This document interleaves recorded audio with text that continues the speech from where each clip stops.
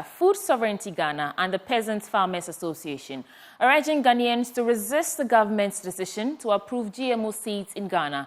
They cite potential health implications and economic risks. They insist that GMOs threaten the country's agriculture. The two groups want government to reverse its decision. There is more in this report by Zuleiha Nuhu and Cordial. Read to you. Recently, the Ghana National Biosafety Authority, NBA, approved the commercial use of 14 genetically modified products, including 8 maize and 6 soybean varieties. It clarified in a statement that it has not approved the seeds of 14 genetically modified GM products to be cultivated in Ghana, but only registered 14 GM products to be imported into the country.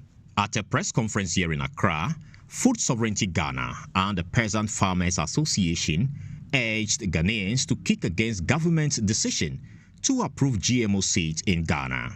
They cite potential health implications and economic risk. Here is Program Officer of the Peasant Farmers Association, Bismarck Owusu-Norte. He says GMOs threaten the country's agriculture and calls for the government to reverse its decision. The issue of GMOs is a very complex issue. Globally, there is no worldwide acceptance about the safety of GMOs, and it should be of major concern to everyone, including those of us in Ghana here. For a product that has very strict guidelines, strict regulations, a product that its existence is due to a lot of genetic modification, should be of much concern to all of us.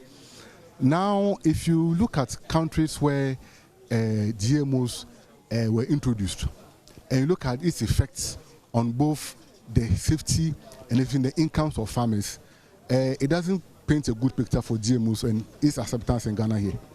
Communications Director of Food Sovereignty Ghana, Edwin Bafo, says authorities must recognize that most Ghanaians are not fully aware of the implications of GMOs and that introducing them into our agricultural system is the last thing we need. 90-something% of people have no clue what GMO is. That means you have no right as a regulator to be coming to change their food. That means you're really more of an agent for the foreign companies. And if you look at the names on the applicants for the licenses to bring in these GM products, it's Bayer, Monsanto, Syngenta.